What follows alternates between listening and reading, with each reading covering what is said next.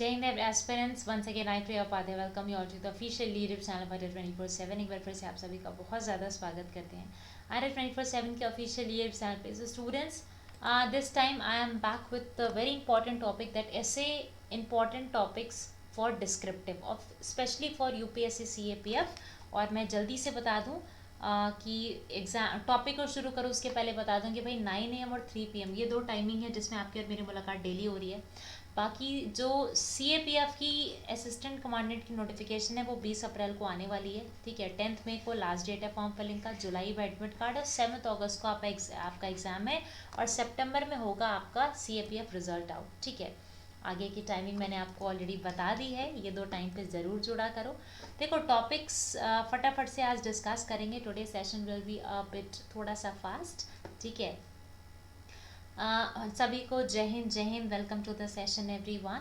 और भाई बात ऐसी है कि देखो यहाँ पे क्या है कि कुछ टॉपिक्स हैं जो अभी अभी के अकॉर्डिंग बहुत ज़्यादा इंपॉर्टेंट है, जैसे इंडिया एंड इट्स नेबर, इसके ऊपर आ सकता है। कोविड के टाइम पे बहुत लोगों की नौकरी छूटी, अनएम्प्लॉयमेंट के ऊपर आ सकता है। डिजास्टर मैनेजमेंट एक तरीके का भाई नेचुरल डिजास्टर ही था कोविड, इसके ऊपर आ सकता है। वन नेशन वन इलेक्शन ये हो सकता है। Judicial activism and judicial over reach बहुत सही टॉपिक है।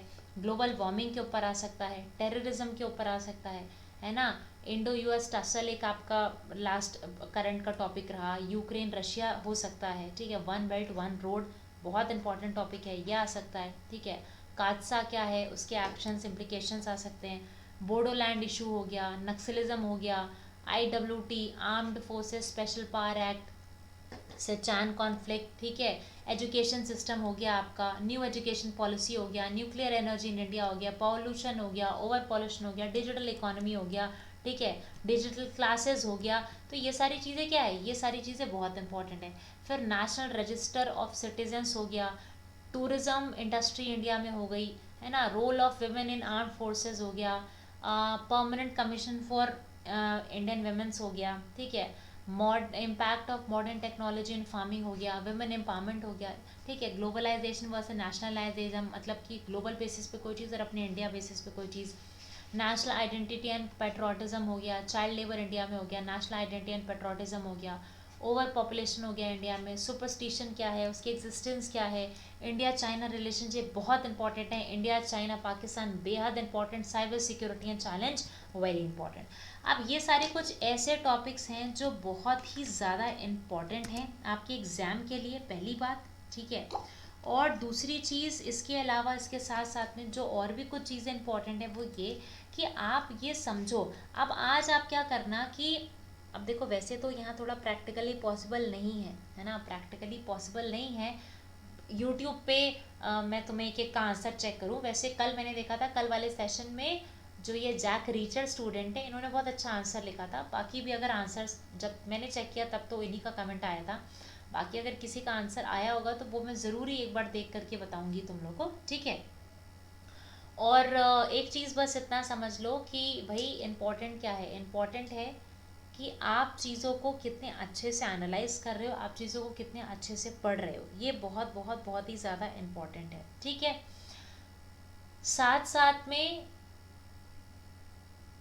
हमेशा अब जैसे ये टॉपिक तुमको मिल गया तो ऐसा करो कि कोई एक टॉपिक उठाओ। तुम्हारे एग्जाम में 300 वर्ड की लिमिट आती है ना, मैं ज़्यादा नहीं बोलूँगी, सिर्फ 100 वर्ड में आज कमेंट सेक्शन में कोई भी एक टॉपिक के ऊपर अपना आंसर लिख के देना। ठीक, आप ये समझो कि भाई वो जो टॉपिक है वो कैसे जा रहा है, क्या जा रहा है ना, वो टॉपिक कैसे है और क्या जा रहा है। एक सेकेंड।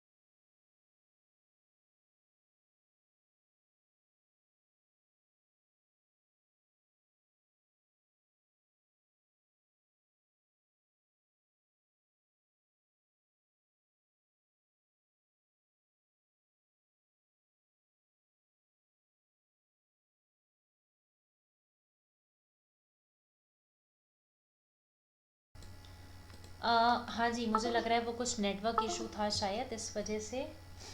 तो मैं थोड़ा सा बैक एंड पे उसको रेक्टिफाई करने चली, करेक्टिफाई क्या होता है यार, रेक्टिफाई करने चली गई थी। ठीक है। And yes, one more thing is this कि भाई आपको मैं ये बता रही थी कि हाँ, मैं आई वॉज सेइंग कि कैसे आपको आंसर अपना फ्रेम करना है ना। तो आंसर फ्रेमिंग पे देखो, एक बहुत ही बेहतरीन तरीके से एक्सप्लेनेटरी सेशन मैंने आपका लिया था। और वो सेशन ये था कि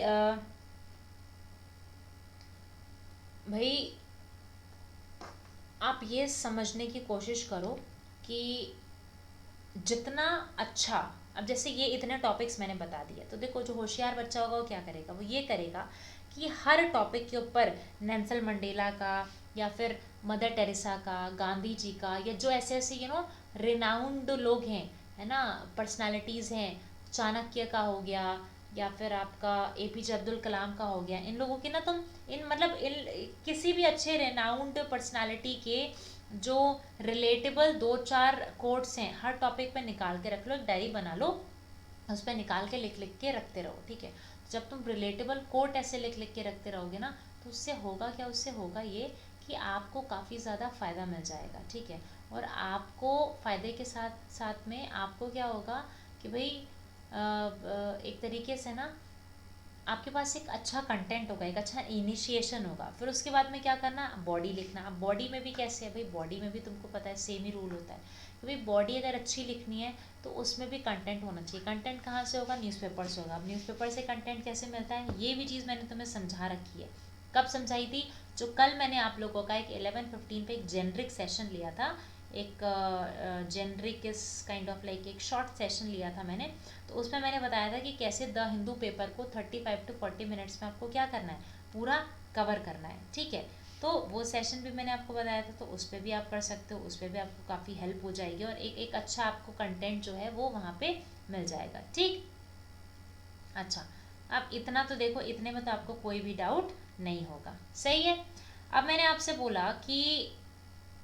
बोल दिया कि भाई इंट्रोडक्शन लिखो, तो अब ये नहीं कि तुम 6 पन्ना छापने लगे बैठ के, नहीं, ऐसा नहीं है। आप सिंपल सा क्या है, आप सिंपल सा 5 लाइन 6 लाइन का आपने इंट्रोडक्शन लिखा है इनके ऊपर। जैसे मान लो फॉर एग्जांपल कि अब चाइल्ड लेबर रख रहा, तो फिर भी थोड़े से ओवर रेटेड टॉपिक हो गए, इतना भी इनके ऊपर आता नहीं है। ठीक है। तो आप फॉर एग्जांपल मैंने बोला कि ग्लोबलाइजेशन एंड नेशनलाइजेशन, तो अब तुम पहले 2 लाइन ग्लोबलाइजेशन पे लिखो। ठीक है। फिर तुम 2 लाइन नेशनलाइजेशन पे लिखो। फिर तुम क्या करो, फिर तुम अपने कंटेंट को उठाओ, कुछ इस तरीके से उठाओ कि पहले तुमने दोनों का 2-2 लाइन में इंट्रोडक्शन पोर्शन दे दिया। फिर क्या किया, उसके बाद में आपने क्या किया, आपने थोड़ा सा कह सकते हैं कि एक तरीके से बता दिया कि दोनों के प्रोस कॉन्स क्या, मतलब तुमने छोटे से 1 लाइन के पैराग्राफ में तुमने इतनी सारी चीज़ों को सम अप कर दिया। तो जब तुम बहुत सारी चीज़ों को सम अप कर देते हो ना, तो वो क्या हो जाता है, वो आपका बन जाता है क्या, इंट्रोडक्शन पार्ट। कि भाई उसमें पॉजिटिव भी है, उसमें नेगेटिव भी है, उसमें आपका प्रोज भी हैं, उसमें कॉन्स भी हैं। तो ये चीज़ें क्या हो जाती हैं, ये आपकी एक सम अप कहलाती हैं। तो जब हम सम अप की बात करते हैं ना, तो सम अप में क्या होता है, सम अप में हम चीज़ें सब कुछ एकदम समराइज कर देते हैं। ठीक है।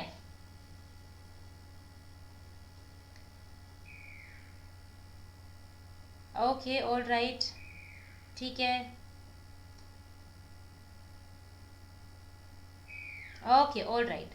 ठीक है, सही है। अब देखो, अब मैंने आपसे क्या बोला, मैंने आपसे बोला कि भाई फॉर एग्जांपल आई सेड कि आपसे मैंने एग्जांपल दे दिया। किस चीज़ का एग्जांपल मैं आपको दे सकती हूँ, मैं आपको एग्जांपल दे सकती हूँ।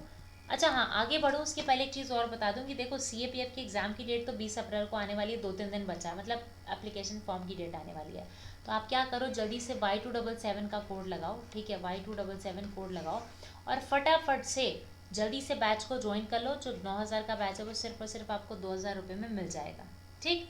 और Win75 Win15 भी लगा सकते हो, बट इससे कम डिस्काउंट मिलेगा। Y277 सबसे ज़्यादा डिस्काउंट मिलेगा, और इस बैच में आपको इसके मिलेंगे पूरे कंप्लीट आपको इस बैच में पेपर 1 पेपर 2 दोनों डिस्क्रिप्टिव और साथ साथ में ऑब्जेक्टिव दोनों की कंप्लीट प्रिपरेशन मिलेगी। ठीक। अब जैसे मैंने मान लो कि एनर्जी क्राइसिस इन इंडिया के ऊपर आपको एक टॉपिक दिया, तो अब एनर्जी क्राइसिस इन इंडिया की अगर मैं बात करूं, तो उसमें क्या होगा, उसमें आपको ये बताना पड़ेगा कि भाई आखिर गलतियां हैं तो कहाँ पे है ना, या कि क्राइसिस हो रही है, पहले बताओ कि भाई रूरल एरिया में इतने अगर तुम्हारे पास स्टैटिस्टिकल डेटा है कि भाई रूरल एरिया में इतने परसेंट बिजली पहुंच रही है और अर्बन एरिया में इतने परसेंट बिजली पहुंच रही है, ठीक है।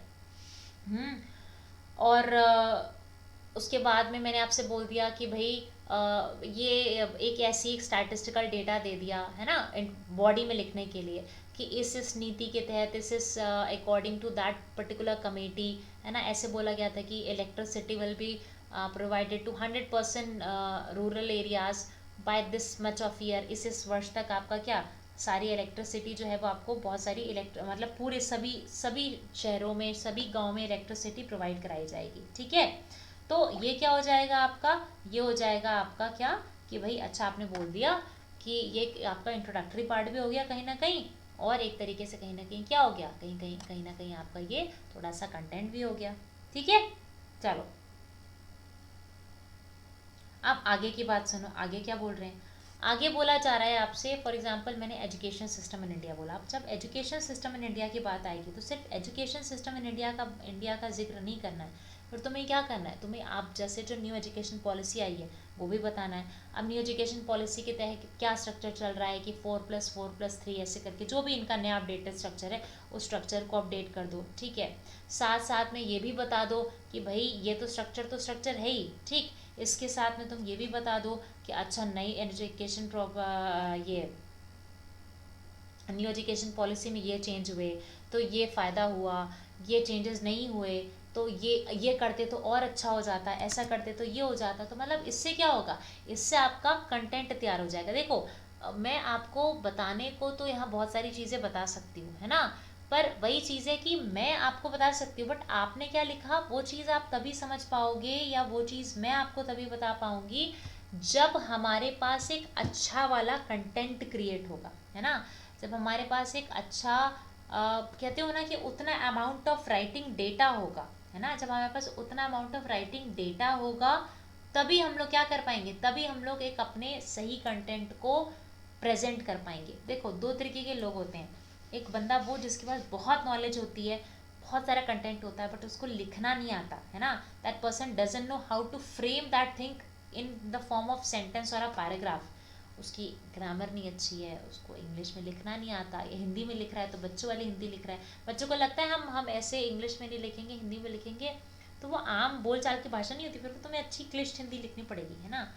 तो वो भी ऑप्शन समझ के ही सोच सिलेक्ट करना, ऐसे हिंदी हिंदी ईजी नहीं होता। हिंदी तो भाई मैं तो कहती हूँ शत शत नमन उन गुरुओं को जो हिंदी पढ़ाते हैं, ठीक है। पवन सर हो गए और टीचर सड्डा पे भी बड़े सारे मैं जान रही हूँ टीचर, वो हिंदी पढ़ाते हैं, बहुत अच्छा पढ़ाते हैं सब लोग। तो मुझे लगता है हिंदी पढ़ाना तो और मुश्किल चीज़ है, ठीक है। क्यों, क्योंकि हिंदी में ना फिर वो जो ऊपर नुक्ता और बिंदी और चंद्र बिंदी लगती है ना उस पर भी नंबर कटते हैं, ये समझ लो आप, ठीक है। तो वो सब भी आपको बहुत ज़्यादा ध्यान देना पड़ेगा, ठीक है।